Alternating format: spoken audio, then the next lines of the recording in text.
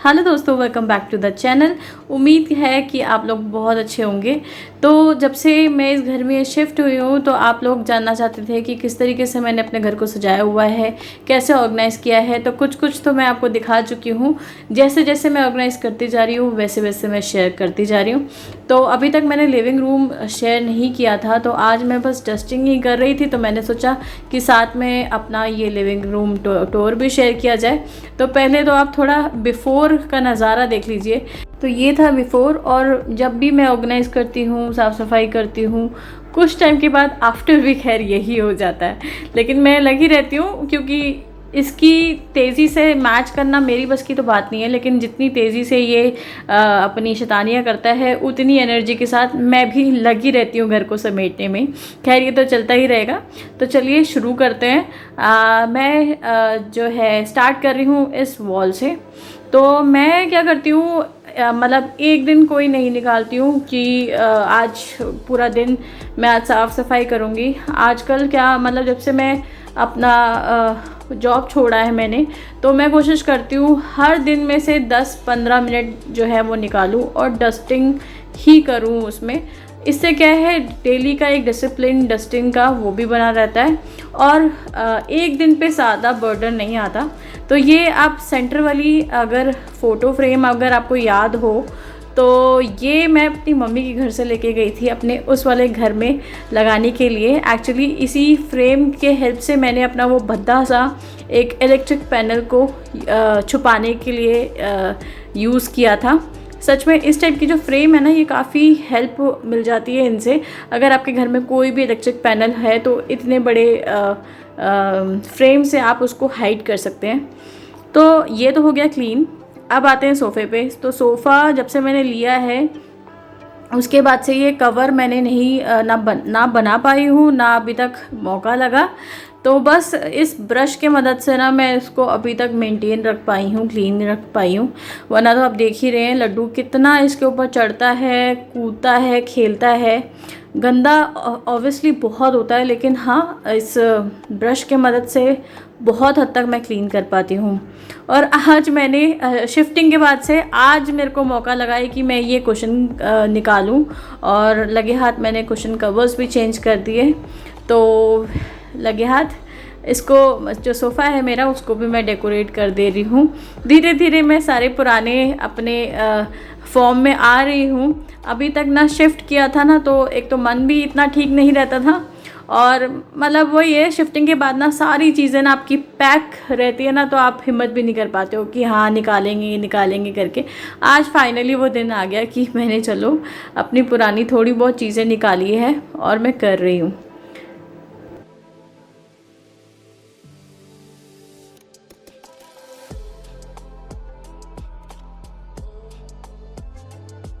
ये photo frames देख रहे हैं आप, और इनमें जो पेंटिंग है वो देख रहे हैं आप।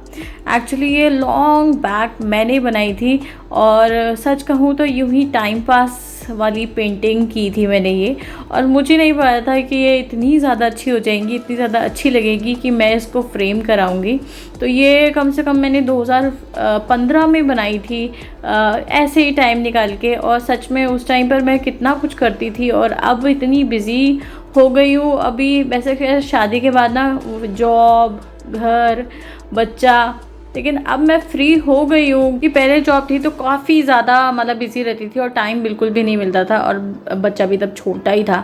लेकिन अभी लड्डू थोड़ा सा बड़ा हो गया, लेकिन उतना भी नहीं बड़ा हुआ है जो मेरे को टाइम मिले। बट फिर भी मैं कोशिश करा करूँगी कि कम से कम थोड़ा टाइम निकालूँ इन सब चीज़ों के लिए, ताकि थोड़ा सा एक खुद को भी अच्छा लगे और अच्छा क्रिएटिव भी रह सकूँ, और थोड़ा घर भी सज जाए इस बहाने। अगर आपको मेरे पुराने घर का लिविंग रूम याद होगा तो कितना अच्छा था ना वो। सच में सबसे पहली बात जो है ना उसकी तो ये थी कि वहाँ पे सनलाइट की कोई कमी नहीं होती थी, और प्लांट्स मेरे इतने खुश रहते थे। और लिविंग रूम के जस्ट सामने ही बैल्कनी होती थी, जहाँ पे मैंने बहुत ही प्यारा सा अपना बैल्कनी गार्डन बना रखा था, जिसकी वजह से लिविंग रूम की जो ब्यूटी थी और बढ़ जाती थी। तो सच में कभी कभार वो बहुत याद आता है वो घर। बट बदलते हुए टाइम के साथ ही खुद को बदलना, और अच्छे बुरे टाइम के अकॉर्डिंग खुद को ढाल लेना, इसे ही लाइफ कहते हैं। तो यहाँ की क्लीनिंग हो गई है और अब मैं प्लांट्स को रखूँगी यहाँ पर। तो यहाँ पे ना एक्चुअली सनलाइट थोड़ी सी कम रहती है और वैसे भी आजकल ना जो मौसम है वो बारिश का है, तो धूप थोड़ी कम ही आती है।